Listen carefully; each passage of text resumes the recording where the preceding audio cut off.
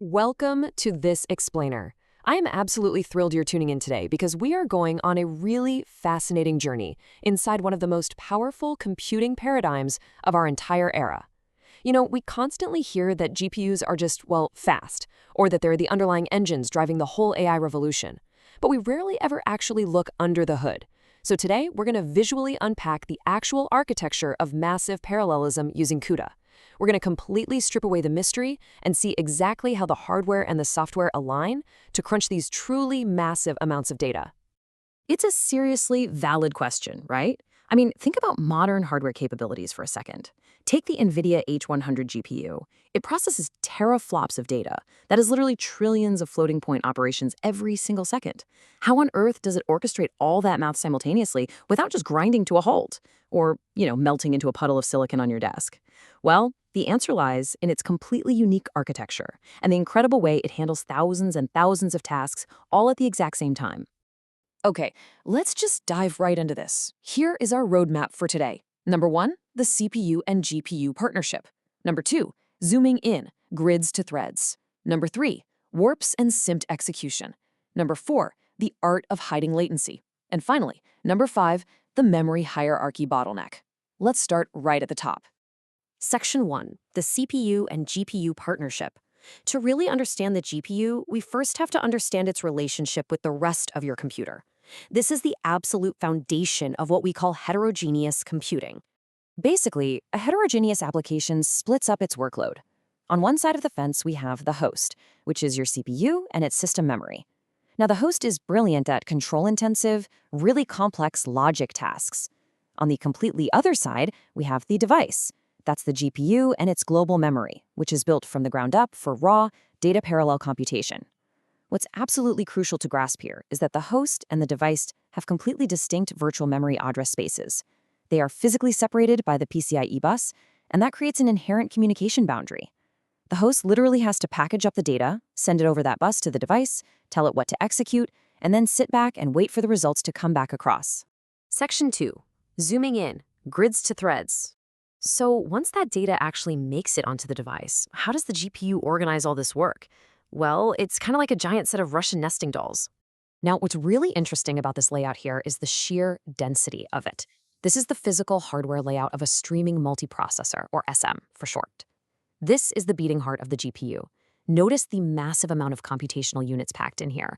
You've got an array of CUDA cores for the actual math operations, a giant local register file, and shared memory. A modern GPU like that H100 we mentioned earlier, it has over 100 of these SMs packed onto a single chip. The GPU takes its massive workload and just distributes it across all these SMs.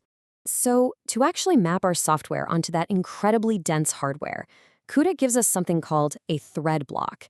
This is simply a programming abstraction representing a group of threads that execute together on one single streaming multiprocessor. Think of this as your core unit of cooperative execution. But because a thread block lives on real physical hardware, it comes with hard physical limitations. First off, you max out at 1024 threads per block, no exceptions. And because all these threads are pinned to that exact same SM, they share that SM-specific resources. This is actually a huge benefit because it means they can synchronize their execution and communicate incredibly fast using the SM's on-chip shared memory. Plus, depending on the kind of data you're crunching, whether it's a flat array, a 2D image, or even a 3D volume, you can neatly organize these threads into 1D, 2D, or 3D arrays to map perfectly to your data structure. But what if you've got, say, millions of data points to process? A measly 1024 threads just isn't going to cut it, right? That is exactly where we step out one level to the grid. A grid is just an array of multiple thread blocks that are launched together to execute the very same GPU program, which in CUDA lingo we call a kernel. This grid right here is what gives CUDA its almost infinite scalability. Seriously, a grid can consist of millions of thread blocks. However, there is a catch you really need to be aware of. The hardware makes absolutely zero guarantees about the order in which these blocks will be scheduled. They might run in parallel, they might run in series. It's completely up to the GPU in the moment.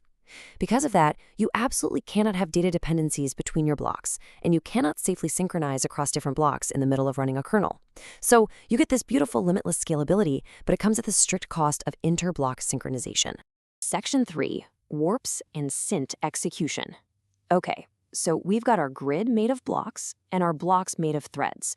But how do those tiny threads actually execute instructions on the silicon? Let's zoom even further into the very core engine of the GPU. Welcome to the warp. Within a single thread block, the hardware secretly groups your threads into bundles of 32, which are called warps. And this operates on a really neat paradigm called SIMT, or Single Instruction Multiple Threads. The best way to picture this is like a synchronized swimming team. The coach yells out a single command, and all 32 swimmers execute the exact same move, at the exact same time, just in completely different parts of the pool. The SM fetches one instruction, and all 32 threads in that warp execute it simultaneously on their own distinct pieces of data. But, what happens if one swimmer needs to do a backflip while the swimmer next to them needs to dive? Well, this brings us to a pretty dramatic warning straight from the programming guides. If threads of a warp diverge, the warp serially executes each branch path. Warp divergence can cause significantly degraded performance. Basically, if you toss an if-else statement into your code and half the warp evaluates to true while the other half evaluates to false, the hardware physically cannot do both at once.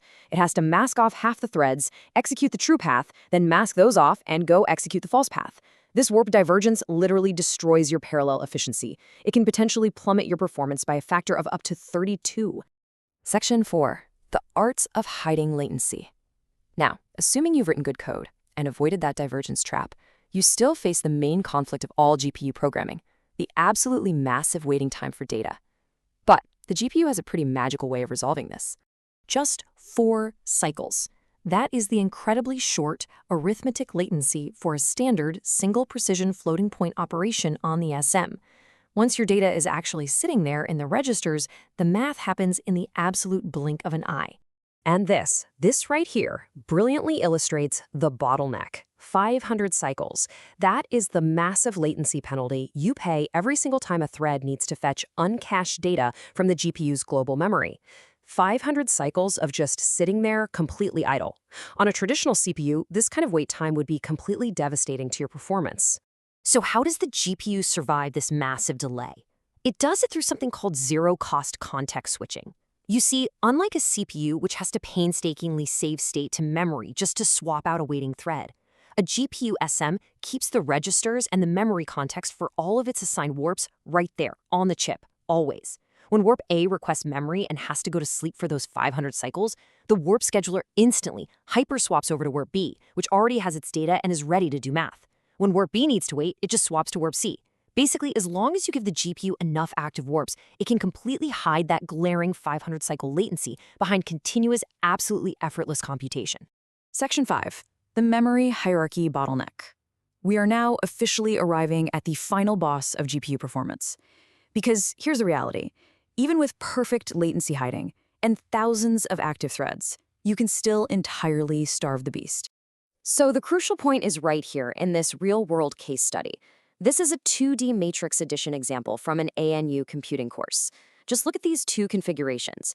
The second setup down there actually achieves a higher occupancy, meaning more of the hardware's warp capacity is filled up, 0.81 versus 0.74.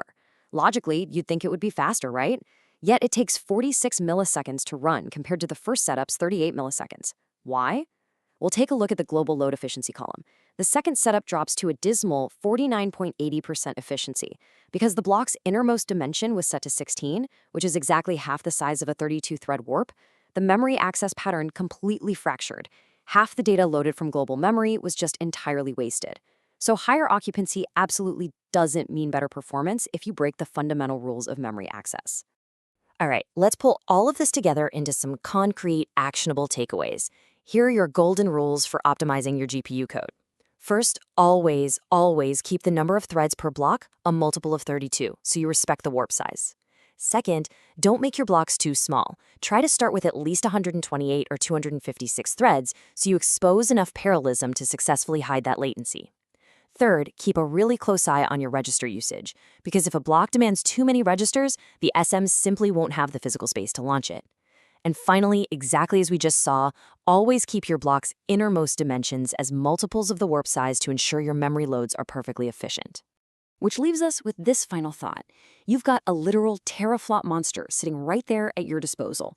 The math units are unbelievably fast, and the zero-cost latency hiding is practically magic. But if your software isn't structured to move data efficiently from that global memory into those hungry CUDA cores, the entire system just grinds to a halt.